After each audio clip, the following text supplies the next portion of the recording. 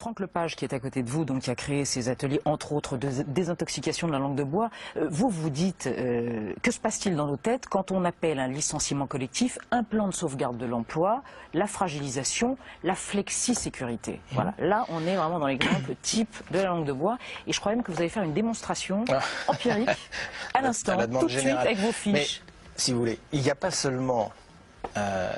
prolifération, il y a une stratégie. Derrière la langue de bois? Bien sûr. Il y a des équipes qui travaillent. Je ne suis pas dans le secret des communes. Non mais là vous êtes un peu théorie du complot là? Oui, alors il y a deux erreurs par rapport à la théorie du complot. La première c'est d'en voir partout, la deuxième c'est d'en voir nulle part. Bon. Quand il faudra poser la question aux communicants de l'Élysée, mais enfin quand les journalistes doivent parler de croissance négative et ne jamais citer le terme de récession, qu'est-ce qu'on fait? Est-ce qu'on en rigole?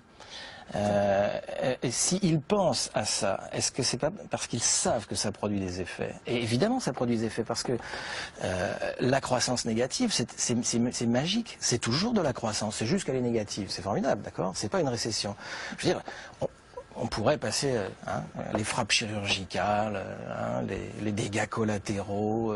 Bon, là j'ai rencontré dernièrement un monsieur, il vient de se faire décruter. Il s'est pas fait licencier, il s'est pas fait virer, il s'est fait décruter. Mais c'est complètement orwellien. La bonté, le contraire de la bonté, il n'y avait pas la méchanceté, il y avait la imbonté. Voilà, il avait. Orwell raconte donc on enlève mauvais, on garde bon et imbonté. On est exactement dans cette manipulation de langage. Alors effectivement, la question c'est est-ce que c'est grave, est-ce que c'est pas grave? Alors, on tranchera pas en 28 minutes. Alors je vous ai effectivement amené 16 mots qui ne veulent strictement rien dire, mais qui ont l'air de dire quelque chose. C'est-à-dire ça produit des effets de sens et donc je vous propose ici peut-être qu'on organise un petit débat entre nous. Donc vous êtes d'accord, vous me faites confiance. Totalement. Ils sont battus et donc moi je souhaiterais dans le cadre de ce débat sur Arte revenir sur une notion qui, vous m'en donnerez quitus, me paraît essentielle.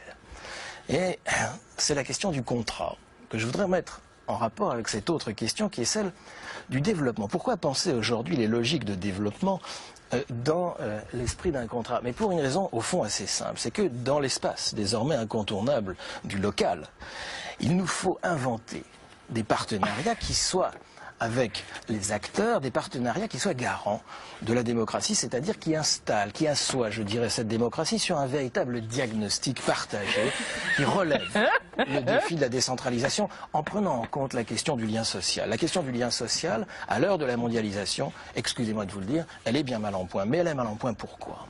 Mais parce que la question du lien social, aujourd'hui, c'est dans la proximité qu'il faut la relever. Excusez-moi.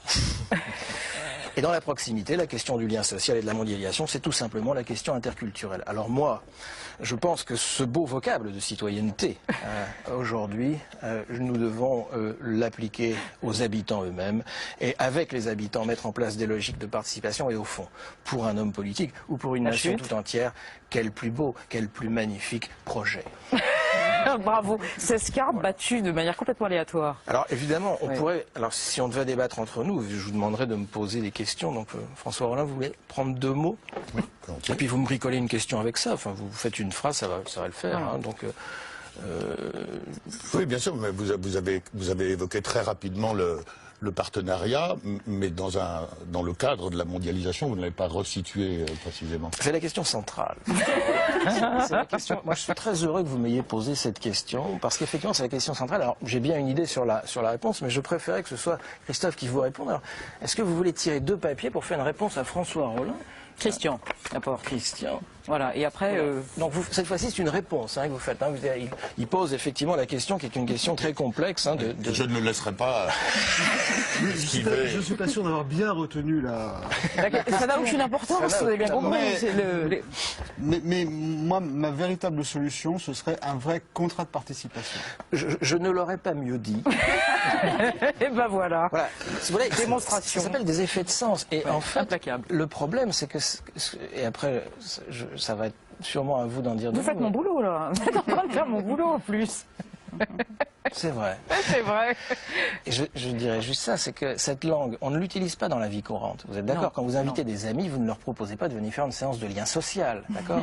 Donc c'est une langue qui détermine nos relations institutionnelles, nos relations à des institutions, nos relations professionnelles, toute la folie du management, ok? Les collaborateurs, d'accord, et puis évidemment la langue politique, mais on pense toujours trop souvent que à celle-là. Je veux dire, la langue politique, c'est l'homme politique à la télé, etc. Mais je veux dire, dans le monde de l'entreprise, ce langage est en train de détruire jusqu'au métier, et donc est en train de détruire le syndicalisme. Vous vous rappelez du référent bondissant?